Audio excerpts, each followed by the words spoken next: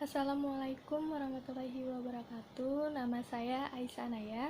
Di sini saya akan menjawab pertanyaan dari tugas manajemen perbankan. Nah, yang pertama itu kan sebutkan dasar hukum dari perbankan. Nah, yang pertama itu perizinan mendirikan bank harus menurut Undang-Undang Nomor 10 Tahun 1998 Pasal 16 Ayat 2. Nah, yang kedua itu bentuk badan hukum Bank Perkreditan Rakyat sesuai dengan Undang-Undang Nomor 7 Tahun 1992. Nah, yang ketiga itu Undang-Undang Nomor 7 Tahun 1992 tentang perbankan sebagaimana telah berubah dengan Undang-Undang Nomor 10 Tahun 1998. Nah, yang keempat itu Undang-Undang Nomor 23 Tahun 1999 tentang Bank Indonesia sebagaimana telah diubah pertama dengan Undang-Undang Nomor 3 Tahun 2004. Nah, yang kelima itu Undang-Undang Nomor 24 Tahun 1999 tentang lalu lintas devisa dan sistem nilai tukar. Nah, yang keenam, yang terakhir ini Undang-Undang Nomor 13 Tahun 1962 tentang ketentuan pokok bank pembangunan daerah dan hukum perbankan syariah. Nah, kalau perbankan syariahnya sendiri, dasar hukumnya itu Undang-Undang Nomor 21 Tahun 2008. Nah, pengertian bank sendiri sudah dijelaskan di Undang-Undang Nomor 10 Tahun 1998,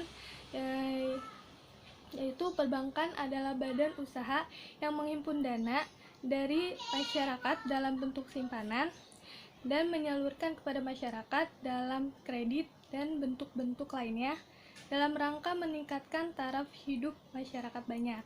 Nah, fungsi bank sendiri itu ada 3.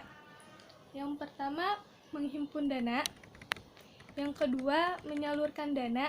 Dan yang ketiga, memberikan jasa layanan lalu lintas, pembayaran, dan jasa layanan perbankan lainnya. Nah, yang kedua itu sejarah Bank Mandiri. Bank Mandiri didirikan di Indonesia pada tanggal 2 Oktober 1998. Pada saat itu, pemerintah sedang berusaha menanggulangi krisis ekonomi rasional sejak tahun 1997. Salah satu caranya adalah pemerintah Republik Indonesia melakukan restrukturisasi bank, baik bank umum, swasta, maupun pemerintah dengan bantuan internasional. Monetary Fund atau IMF. Bank Mandiri juga mengalami restrukturisasi di mana 4 bank pemerintah yang berbeda digabung bersama dalam satu bank. Penggabungan atau merger 4 bank tersebut dengan Bank Mandiri akhirnya dilakukan pada tanggal 31 Juli 1999. Keempat bank yang digabungkan bersama Bank Mandiri merupakan bank-bank yang memiliki sejarah yang cukup panjang dan turut membentuk riwayat perbankan di Indonesia. Bank tersebut merupakan Bank Bumi Daya, Bank Dagang Negara, Bank Ekspor Impor Indonesia, dan Bank Pembangunan Indonesia yang memiliki sejarah lebih dari 100 tahun lamanya.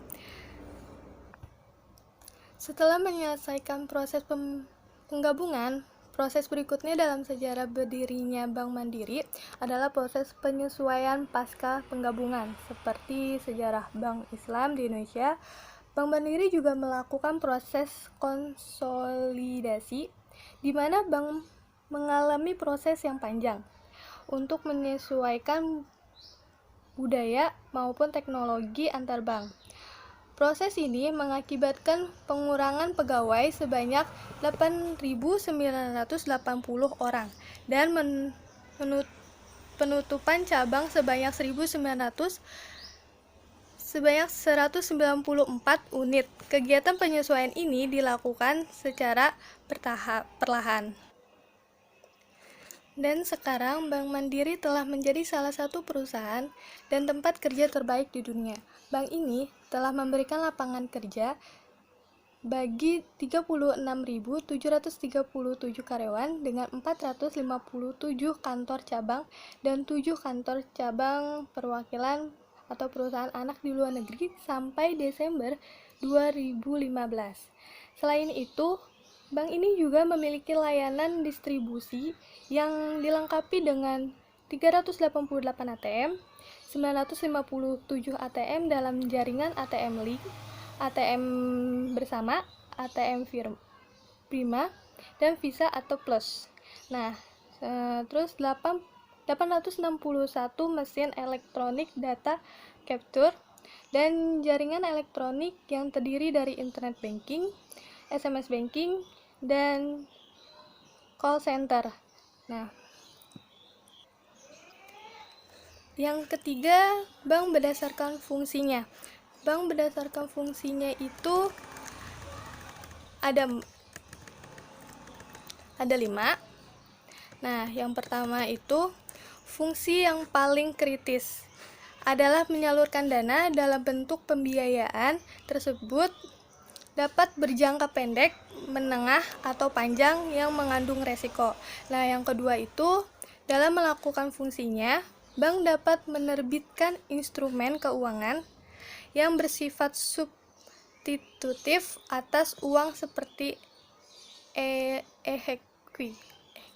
Nah, yang ketiga itu, bank yang diizinkan melakukan transaksi valuta asing dapat melakukan transaksi dengan mitranya di luar negeri. Nah, yang keempat tuh manajemen likuiditas merupakan persyaratan penting dalam menjamin bank agar senantiasa dapat melaksanakan kewajibannya untuk melakukan pembayaran. Nah, yang terakhir itu manajemen modal juga merupakan persyaratan penting yang bisa menjadi benteng pertahanan bank dalam menghadapi risiko yang akan timbul. Nah, yang terakhir itu yang keempat, yaitu kegiatan bank. Nah, kegiatan bank itu ada 3.